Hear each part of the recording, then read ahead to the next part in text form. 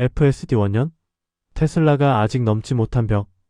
테슬라 2026년 완전 자율주행 시대 FSD의 원년의 해가 될 것.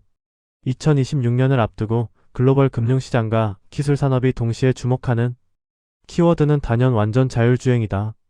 최근 글로벌 투자은행 모건 스탠리가 2026년은 FSD 완전 자율주행 소프트웨어의 원년이 될 수 있다고 평가한 이후 자율주행 기술은 더 이상 실험실의 미래가 아니라 실제 자본이 먼저 움직이는 산업 영역으로 진입했다는 인식이 빠르게 확산되고 있다. 특히 테슬라를 중심으로 한 감독형 자율주행 기술의 진화, 구글 계열 웨이모의 무인 로보택시 상용화, 그리고 중국 기업들의 대규모 실증 테스트 결과가 동시에 공개되면서 누가 먼저 완전 자율주행을 현실화할 것인가라는 질문이 투자 판단의 핵심 변수로 떠올랐다. 최근 중국에서는 테슬라를 포함한 글로벌 및 자국 자율주행 차량 36대를 대상으로 공개도로 실증 테스트가 진행됐다. 고속도로 공사 구간, 야간 시야 제한 상황, 돌발 장애물 회피, 차선 합류 충돌 가능성 등 실제 사고 위험이 높은 시나리오 위주로 평가가 이뤄졌는데, 이 테스트에서 테슬라는 6개 항목 중 5개를 통과한 반면 중국 주요 업체들은 최대 3개 항목 통과에 그쳤다는 결과가 알려졌다. 이 실험이 시사하는 바는 명확하다. 현재 시점에서 가격 대비 성능, 즉 가성비 기준 자율주행 기술력에서는 테슬라가 가장 앞서 있다는 점이다. 다만 동시에 드러난 사실도 있다. 완전 자율주행은 거의 완벽과 완벽 사이에 간극이 매우 크다는 점이다. 6가지 상황 중 단 하나라도 실패한다면 기술적으로는 80점에서 90점짜리라도 사업적으로는 치명적인 리스크가 될 수 있기 때문이다. 테슬라의 FSD는 기존 로보택시와 가장 다른 방향을 택했다. 고정밀 지도와 라이다 레이더 중심의 보수적 접근 대신 카메라 기반 비전 AI를 중심으로 인간의 시각과 판단 방식을 그대로 모사하는 전략이다.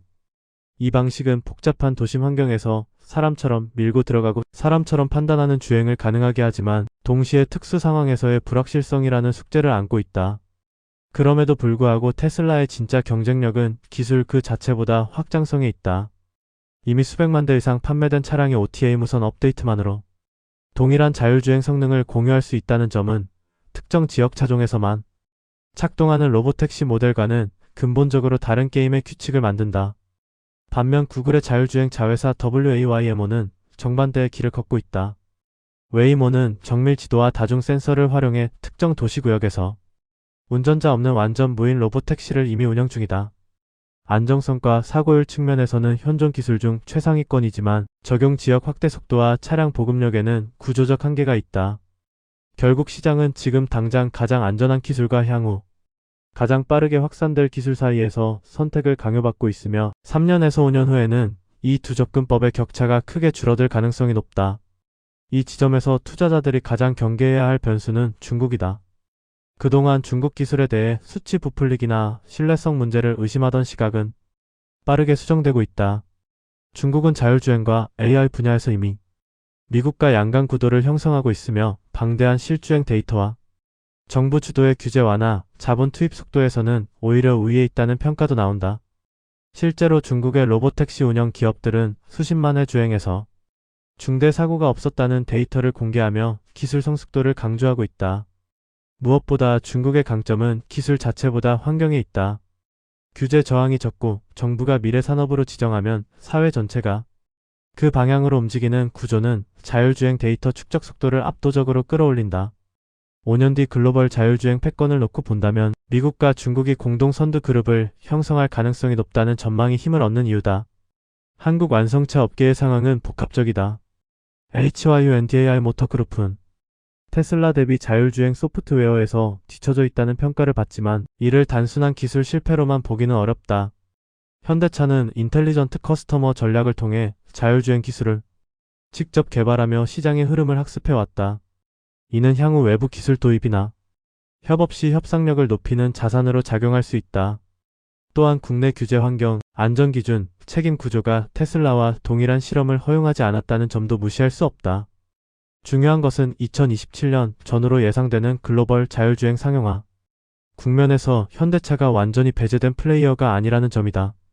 기술 격차는 존재하지만 소비자가 체감하는 차이는 생각보다 빠르게 좁혀질 가능성이 있다.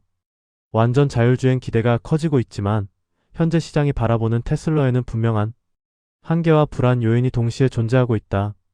기술 진보 속도만 보면 선두권이라는 평가를 받고 있지만 자율주행이 기술에서 사업으로 넘어가는 과정에서 해결되지 않은 문제들이 누적되고 있다는 점이 투자자들의 시선을 끌고 있다. 가장 근본적인 한계는 테슬라의 FSD가 여전히 감독형 자율주행에 머물러 있다는 점에 있다. FSD는 실제 도로에서 상당한 주행 능력을 보여주고 있지만 법적 기술적 정의상 운전자의 상시 개입을 전제로 한다. 이는 완전 무인 주행을 기대하는 시장의 인식과 명확한 괴리를 만들고 있다. 자율주행이라는 단어가 주는 인상과 실제 책임 구조 사이의 차이가 커질수록 기대 대비 실망 가능성도 함께 커지고 있다는 평가를 받고 있다. 규제 측면에서의 불안도 꾸준히 제기되고 있다. 미국 내에서는 FSD 사용 중 발생한 교통법규 위반 가능성이 공식 조사 대상으로 거론된 바 있다.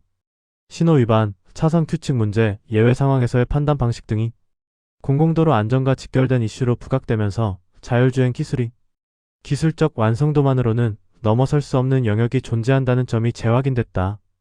이는 단순한 온라인 논쟁이 아니라 실제 규제 기관의 관심을 받은 사안이라는 점에서 시장의 주목을 받았다. 사고 데이터와 안전성에 대한 신뢰 문제도 부담으로 작용하고 있다.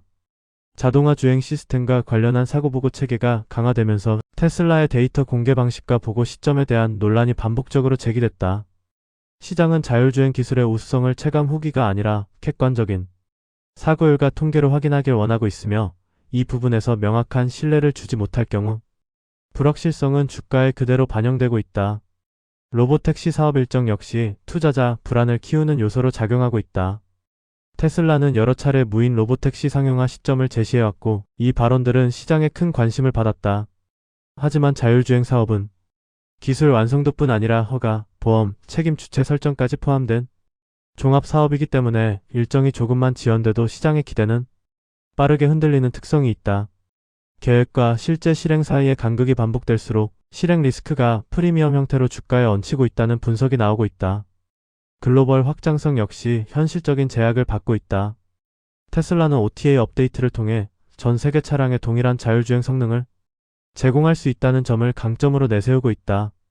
그러나 각국의 교통법규, 책임구조, 승인 절차는 서로 다르며 특히 유럽과 같은 지역에서는 기술 가능성과 법적 허용 사이에 큰 간극이 존재한다.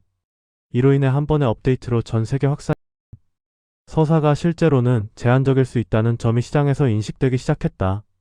가장 본질적인 불안 요인은 이른바 마지막 1% 문제에 있다. 자율주행 기술은 일정 수준까지는 빠르게 발전하지만 사람이 운전대를 완전히 놓아도 되는 단계에 도달하기 위해서는 사고 확률이 극도로 낮아져야 한다. 규제 기관과 보험산업 그리고 소비자는 이 마지막 구간에 극도로 민감하며 단 한 번의 사고도 사업 전체를 흔들 수 있는 리스크로 작용한다. 이 지점에서 기술적 진보와 사회적 수용성 사이의 간극이 가장 크게 드러나고 있다.